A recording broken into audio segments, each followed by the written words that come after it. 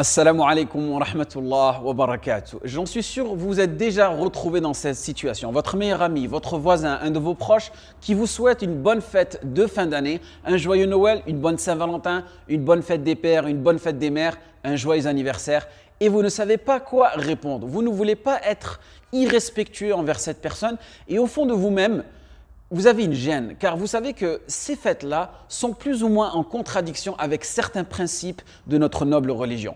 Restez bien jusqu'à la fin de la vidéo, nous répondrons à tous ces questionnements. Quelle fête le musulman peut-il célébrer? Que dois-je répondre? Puis-je les féliciter en retour? Je m'appelle Hamid, je suis le fondateur de la chaîne Comprends ton Dîn qui a pour but de faciliter la noble compréhension de notre religion.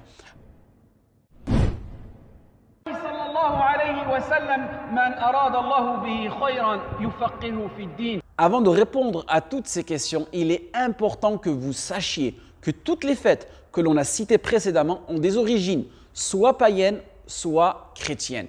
Et que célébrer en français veut dire honorer, louer, accomplir avec solennité et cela désigne souvent une cérémonie rituelle. Donc on voit bien la spécificité et la sacralité de ces jours-là chez les non-musulmans. Ces fêtes ont des significations auxquelles nous ne pouvons pas adhérer en tant que musulmans. Par exemple, Noël, célébrer la naissance de Isa, de Jésus alayhi salam, honorer Jésus en tant que fils de Dieu, célébrer la fête d'un saint chrétien, du pape Sylvestre Ier, fêter des anniversaires qui sont un mélange de fêtes païennes, chrétiennes et populaires. Le fait de les féliciter est aussi interdit car en félicitant, tu témoignes de ton approbation à ces fêtes-là. Tu les félicites. Pourquoi? D'avoir donné un associé à Allah subhanahu wa ta'ala, de se prosterner devant une croix. Tu les félicites de célébrer des saints. Il n'est pas permis aux musulmans de féliciter les chrétiens pour leur fête car c'est de l'entraide dans le péché. Allah subhanahu wa ta'ala a dit وَلَا تَعَوَنُوا عَلَى الْإِثْمِ وَالْعُدْوَانِ et ne vous entraidez pas dans le péché et la transgression. Allah subhanahu wa ta'ala dans Surat al-Furqan a dit en faisant la description des croyants, ceux qui n'assistent pas aux choses fausses. وَالَّذِينَ لَا يَشْهَدُونَ الزُّورَ. Et l'imam Ibn Kathir rahimahullah a dit concernant ce verset que Abu al-Aliya, Taous, Muhammad ibn Sirin, Ad-Dahhak, Rabi' ibn Abbas et d'autres Rabi' ibn Anas et d'autres ont dit que cela concerne les fêtes des mécréants. Et l'imam Ibn Qayyim al-Jawziyya a dit dans Ahkam Ahl al-Dhimma, il n'est pas permis aux musulmans d'assister aux fêtes des mécréants par consensus, ittifaq ahl al-ilm, des gens de science. Les juristes des 4 écoles juridiques ont explicitement mentionné cela dans leurs ouvrages. Donc vous voyez bien que c'est une question dont les savants ont déjà répondu il y a plus de 7 siècles en arrière et qui ne fait aucun sujet de divergence entre les savants et aussi aucun effort de juridiction, c'est-à-dire d'ijtihad est considéré lorsqu'il y a un consensus. C'est une règle importante à retenir. De plus, il a été rapporté par Abdullah ibn Umar radiyallahu anhu que le prophète sallallahu alayhi wa sallam a dit Man tashabbaha biqawmin fahuwa minhum. Celui qui ressemble à un peuple fait partie d'eux et qu'il n'est donc pas autorisé à un musulman d'imiter une spécificité d'un non-musulman. Et qui se ressemble, s'assemble. Donc lorsque tu célèbres ou bien tu les félicites, tu perds de ton identité alors qu'aujourd'hui le musulman a besoin de renforcer cette identité-là. Si tout le monde pratique les coutumes de chacun, il n'y aura plus de différence et c'est malheureusement l'un des buts de la mondialisation, de la globalisation, de démunir les gens de leurs coutumes et de leurs principes.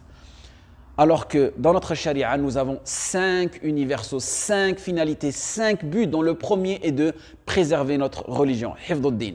Seules les fêtes musulmanes ont un vrai impact dans notre vie et nous permettent de nous réaliser. Nos fêtes ne sont pas de simples dates de commémoration, elles ont un effet réel et concret sur nous. Elles nous permettent de nous recharger spirituellement, physiquement, religieusement et socialement, revivre des vrais moments, des moments authentiques que nos prophètes alayhim salam ont vécu. L'Eid al-Adha, Eid al-Fitr, le jour du sacrifice, Yom al-Jumu'ah, le jour du regroupement. On en tire des sagesses, des enseignements. Une occasion de recentrer nos priorités auprès d'Allah subhanahu wa ta'ala. Du vrai quoi. Et non pas basé sur des fausses histoires païennes. Notre religion, dinul haqq, la vérité et le haqq ne peut pas célébrer, honorer al-batil, le batil qui est le faux.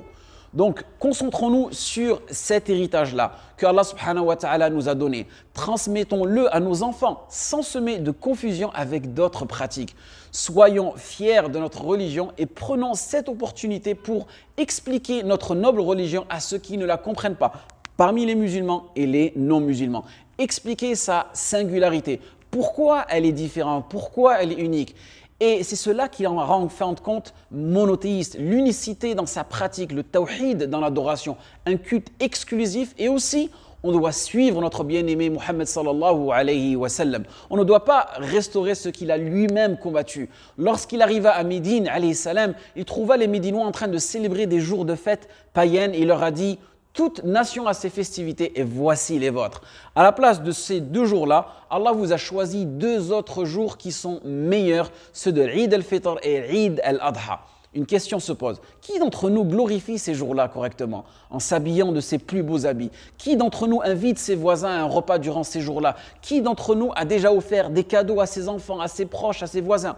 Vous voyez, le problème, c'est que l'on ne glorifie pas assez notre religion. Donc, on va chercher ce manque-là dans d'autres fêtes, comme les anniversaires, la fête des pères, des mères, et ainsi de suite. Encore pire que cela, nous avons une fête hebdomadaire, une fois par semaine, souvent méconnue par les musulmans, qui est tout simplement le vendredi, qui veut dire le jour de regroupement, Yawm al-Jam', où le musulman doit accomplir des actes bien spécifiques, le rousseau, la prière sur le prophète sallallahu alayhi wa sallam, une occasion pour se visiter, se réunir, discuter, manger ensemble, mettre ses plus beaux habits. Mais le problème, c'est que l'on manque d'instructions islamiques et de personnes qui propagent ces enseignements-là. Donc, Akhi Urti, lorsqu'un musulman te souhaite une bonne fête, un joyeux Noël, profites-en pour en faire découvrir ta religion. Explique ta noble religion à ces gens-là, explique-leur les origines païennes de ces fêtes-là et croyez-moi combien de personnes se sont intéressées à notre noble religion grâce à de bonnes explications, grâce à une explication sage et complète et beaucoup de personnes se sont converties à notre religion lorsqu'ils voient sa singularité, son aspect monothéiste, le tawhid que véhicule notre religion et que c'est une religion qui est basée sur le haqq, sur la vérité, en espérant que ce rappel soit bénéfique pour vous et moi. Wafaqallahu jami' lima yuhibbu wa yarda. Wassalamu alaikum wa rahmatullah wa barakatuh.